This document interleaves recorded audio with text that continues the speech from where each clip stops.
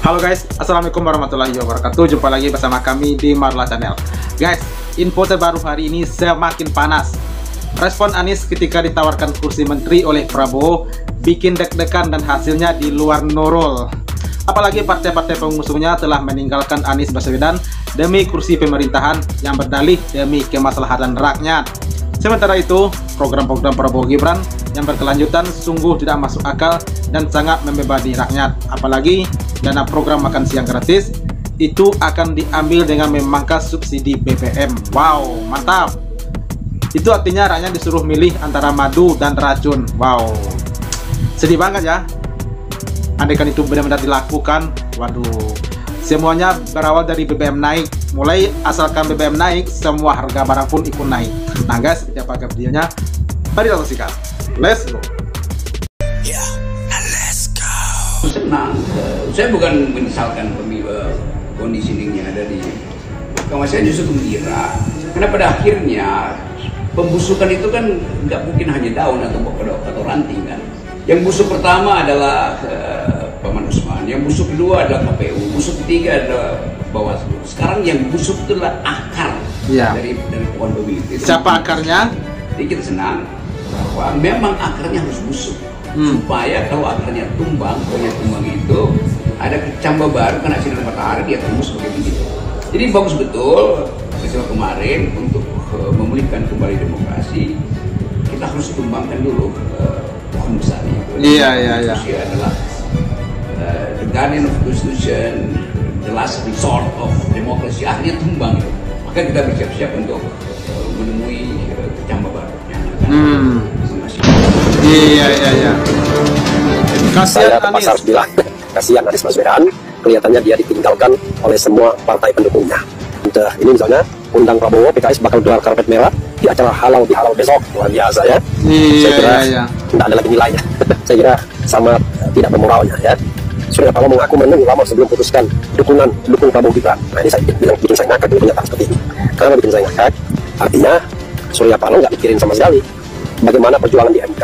Iya. Saya katakan mentality politisi kita ya, apalagi peng-peng ya, apalagi P2 politisi yang juga pengusaha. Ini bukan kritik pribadi ya, bukan sentimen, tetapi saya hanya berpikir sebuah fenomena. Kritik yang sama juga kepada PKS yang mau menggelar karpet merah. Itu kan sama saja Anda mengakui kecurangan. Iya betul. Mas Anies, wow, Anda kan benar jadi apakah sudah ada juga tawaran Mas Anies ya? untuk Mas Anies untuk bekerja sama di dalam pemerintahan, baik dalam bentuk apa? Apakah sudah ada tawaran, Mas? Ini dia guys. Belum ada tawaran khusus. Dan apakah menanti Gimana tawaran respon Pak Anies saya, ketika mendapatkan saya tawaran kursi menteri? Sesudah itu saya akan lihat dari apa Pak yang Prabowo akan ya. Jadi Pak, saya merespon ketika ada tawaran, tapi ketika tidak ada tawaran saya tidak mau berspekulasi juga. Respon ini apakah dalam arti mempertimbangkan atau mau, Mas Anies? Saya menghormati semua yang menawarkan. Kenapa? Karena ketika ada sesuatu yang disampaikan itu berarti adalah sebuah penghormatan. Dan penghormatan begitu harus kita jawab dengan cara yang terhormat juga. Jadi saya ingin selalu begitu. Jadi sekarang juga setelah selesai kan ini masih panjang ya, waktu itu menurut saya terlalu awal untuk kita membicarakan tentang proses pemerintahan, karena pemerintahan aja baru dibentuk 6 bulan lagi. Iya benar ya. 6 bulan lagi. Iya masih lama itu. Percakapan apapun juga. Ada kemungkinan hal lain terjadi ya. Pilkada itu Agustus baru pendaftaran. Sekarang masih April. Banyak hal yang bisa terjadi dari April sampai Agustus. Iya benar. Agustus pendaftaran. Lalu pemerintah ini Oktober. Sekarang April. Masih 6 bulan. Jadi saya kadang-kadang khawatir percakapan itu didorong secara terlalu terburu-buru. Iya, siapa tahu menjelang itu ini kiamat. Ya nggak guys? Seakan-akan besok pilkada, seakan-akan besok pelantikan presiden. Padahal masih panjang. Dan berikan ruang kepada semua itu untuk berproses dengan baik. Oke, pilkada masih panjang, itu ya. tapi setelah dalam waktu Semoga 6 bulan itu proses untuk menyusun terutama komposisi menteri itu sudah mulai digodokkan, Mas Anies. Seandainya ada tawaran menteri untuk Mas Anies, bagaimana Mas Anies? Mau atau tidak? Saya tidak mau berspekulasi. Kenapa saya berspekulasi? Ini kepatutan. Wong yang berhak menawarkan aja belum menyampaikan, masa saya jawab? Coba, kalau saya jawab, ya saya bersedia. Terus yang benar, memang kamu menawarin. Iya betul. Terus saya jawab saya tidak bersedia. Memang kamu menawarin. Memang itu Pak Anies memang cerdas ya. Makanya saya ingin jaga kepatutan itu, kepantasan, hormati proses. Jadi saya akan jalankan tugas saya. ketika nanti ada panggilan tugas, saya akan merespon itu sebagai sebuah kehormatan dengan cara yang terhormat. Iya, betul. Bisa menerima, bisa tidak. Tapi saya ingin melakukan respon itu ya sesudahnya. Jangan sebelumnya. Iya, tetap Jadi selain keren. Mas Anies, momen yang Itu paling jawabannya berkesan buat Anies cerdas itu. Baswedan selama pemilu 2024 apa, Mas? Kita kembali sedikit soal catatan Pilpres 2024. Tadi Mas Anies sudah sempat menyinggung bahwa ada banyak catatan yang disampaikan, terutama dari para hakim konstitusi. Mas Anies meskipun tidak berada dalam struktur pemerintahan atau partai, tapi Mas Anies sebagai civil society apakah juga bisa ikut mengambil peran dalam proses perbaikan itu, perbaikan demokrasi ke depan? Mudah-mudahan, karena saya merasakan proses kemarin, jadi ada banyak pelajaran-pelajaran yang mudah-mudahan kita bisa catat itu dengan baik untuk bisa kita jadikan bahan untuk perbaikan. Dan teman-teman di civil society banyak juga yang sudah buat catatan-catatan. Kita ingin agar demokrasi kita lebih bermutu. Kesempurnaan itu hanya milik Allah, hanya milik Tuhan yang Maha Kuasa. Ya, setuju. Yang penting kita mencapai kesempurnaan. Tapi penyempurnaan itu tugas kita terus. Kita harus terus-menerus melakukan penyempurnaan. Jangan sampai kita berhenti melakukan penyempurnaan. Nah, kalau melakukan penyempurnaan, ya harus berkaca. Kita kan juga kalau pagi berkaca, berkaca untuk apa? Untuk ngepasin di bajunya lepas enggak, pakaiannya sudah benar betul. Atau kalau ibu-ibu, teman-teman perempuan, make upnya udah tepat betul. Itu kan harus jujur melihat kaca. Nah, itulah yang saya maksud dengan ini, ada masukan-masukan. Yuk kita telaah dengan jujur supaya kita bisa memperbaiki. Teman-teman, kita akhirnya jadi tahu dari mana anggaran yang akan dipakai oleh Capres Prabowo untuk kita tunggu ya, mengongkosi makan siang gratis untuk rakyatnya. Katanya butuh 400 triliun rupiah untuk makan siang gratis. Dari mana uangnya? Baru sekarang kemudian dikasih bocoran, dikasih tahu bahwasannya itu akan didapat dari memangkas anggaran subsidi BBM. Wow banget. Coba bayangin kalau ini disampaikan ketika kemarin debat Capres atau ketika kampanye, kira-kira bisa dibayangkan gimana perasaan rakyat Indonesia. Milih dia atau enggak seperti itu. Tapi ya begitulah, dalam demokrasi seringkali yang namanya capres, pemimpin, caleg, calon kepala daerah, mereka suka tidak menyampaikan apa adanya tentang program yang akan dijalankan. Tahu-tahu begitu terpilih, boom. Nah, ternyata banyak keputusan yang itu bikin nyesek ke dalam dada rakyat Indonesia. Nah, teman-teman, dan saya kira juga mestinya pasti Pak Prabowo juga tahu dong, kalau namanya BBM dinaikkan itu bakal memicu inflasi. Ini teori ekonomi yang dasar banget. Kalau yang namanya BBM dinaikin, maka inflasi akan terjadi seperti itu. Barang-barang naik, termasuk kebutuhan pangan juga bakal naik. Jadi apa artinya dapat makan siang gratis, tapi kemudian beli bahan pangan susah. Belum lagi kemudian sudah jelas pendukung juga makin susah. Yang akhirnya mobilitas warga juga semakin berkurang. Padahal pasti dong yang namanya Pak Prabowo dengan TKN juga tahu yang namanya BBM itu dibutuhkan banget oleh rakyat Indonesia.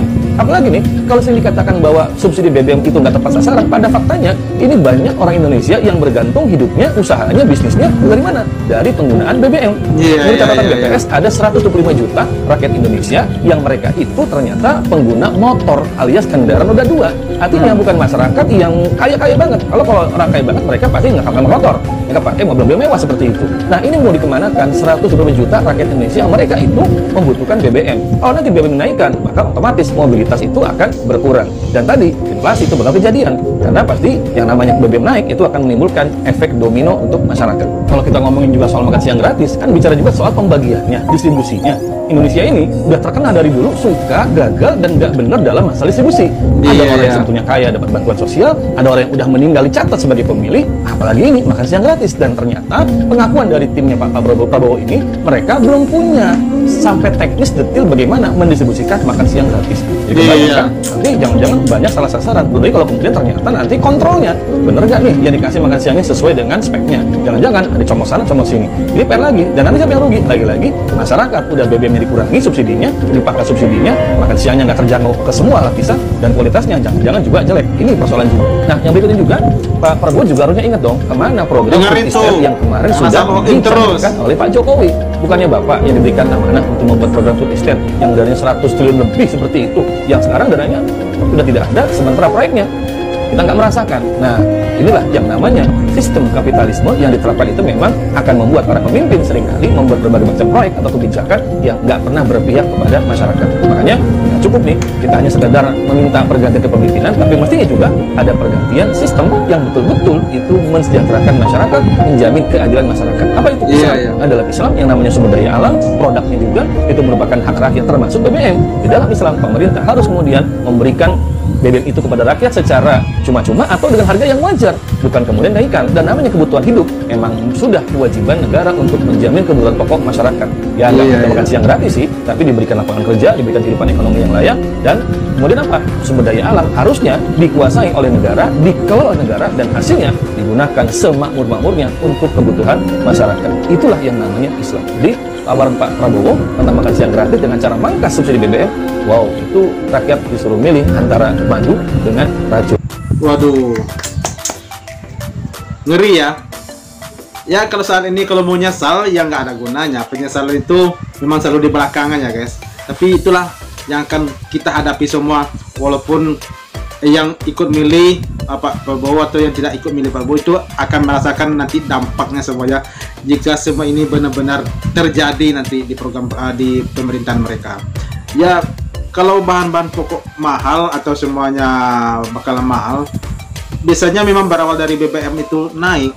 Andaikan itu BBM naik, ya selesai. Semua bahan pokok pun ikut naik, sandang, pangan, dan juga papan pun semua ikut naik.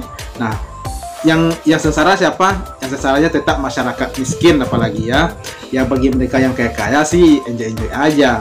Apalagi bagi mereka yang korup di sana itu ya, yang selalu ngabisin warnanya itu nggak masalah, nggak peduli sama orangnya. Nah, kita yang masyarakat buat mikir makan tiap hari aja bingung, apalagi mikirin BBM naik, segala macam naik, makin pusing. Nah guys, gimana pendapatnya? Tolong sampaikan di komentar. Dan sampai jumpa lagi di video berikutnya. Thank you. Thanks for watching.